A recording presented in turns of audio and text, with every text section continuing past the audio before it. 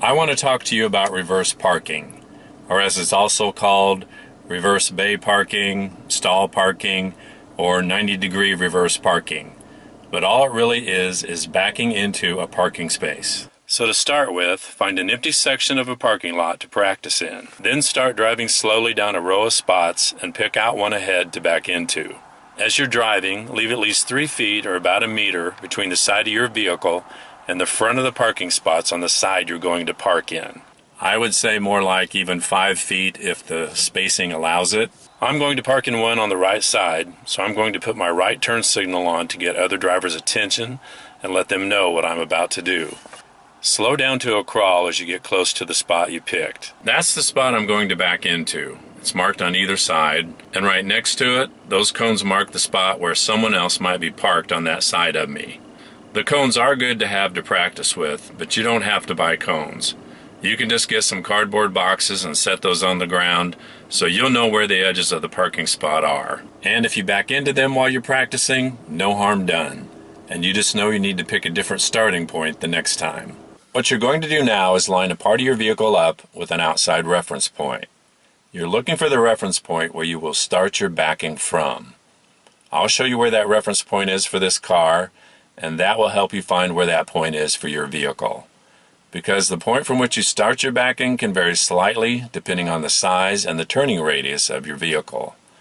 But this will give you a starting point to work with. I pull up past my spot and move slowly forward, and then I stop when I can look out the passenger side rear window and see the closest line of my parking spot lined up in the bottom right-hand corner of that window.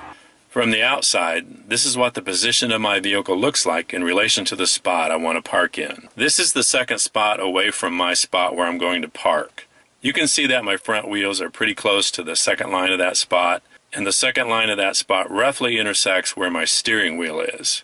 Once you've lined your vehicle up with the reference point that works for you, you're almost ready to start backing, but not quite. Because first you have to carefully check the area all around your vehicle for other traffic or pedestrians. Check over your shoulder, check your left and right mirrors, check your rear view mirror, check your backup camera if you have one, just to be sure the area is safe for you to start backing. And the rule of thumb about which way to turn your steering wheel when you're backing is if your parking spot is on the right, you turn your steering wheel all the way to the right. And if your parking spot is on the left of you, turn your steering wheel all the way to the left and lock it there as you're backing. After you've checked all around and you know the area is safe, put your foot on the brake, put your vehicle in reverse, and you're going to start backing. And as soon as you start moving, turn that steering wheel all the way to the right and lock it there. And just start backing.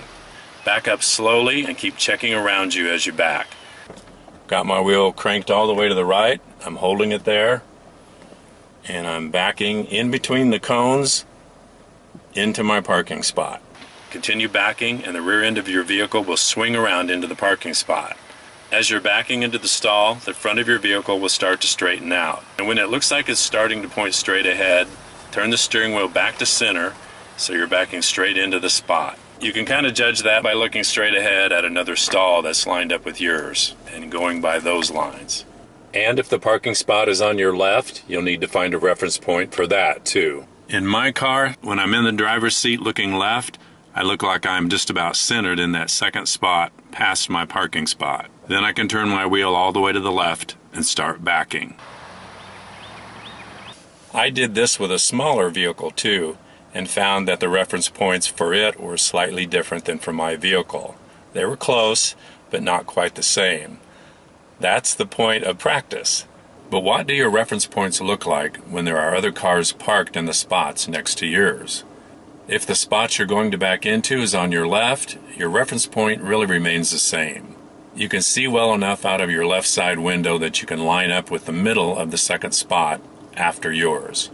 If the parking spot you're backing into is on your right side, then you do need a new reference point, because there'll be a car or truck blocking your view of the lines of the parking stall on the pavement. For my car, I pull past the spot I'm going to park in until the middle of the vehicle that's next to my spot is in that lower right-hand corner of my rear passenger side window. In an actual situation where you're backing into a spot and you see that you're going to be a little bit off from where you would like to be to get right into the middle of that parking spot, make some slight corrections to the path of your vehicle. If you see you're going to cut it a little bit short, turn your steering wheel a little bit back towards center. That'll kind of straighten out your path as you're backing.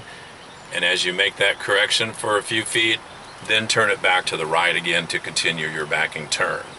If you see that you're going too wide and you're going to overshoot your spot, put it in drive and go forward a little bit to the left to cut down on that angle. Then put it in reverse, turn your wheel back to the right, and continue backing. I've shown you the reference points that work for my car, so go out and practice and find the reference points that work for you. Thanks for watching, and I hope this helps somebody. Take care and drive safe.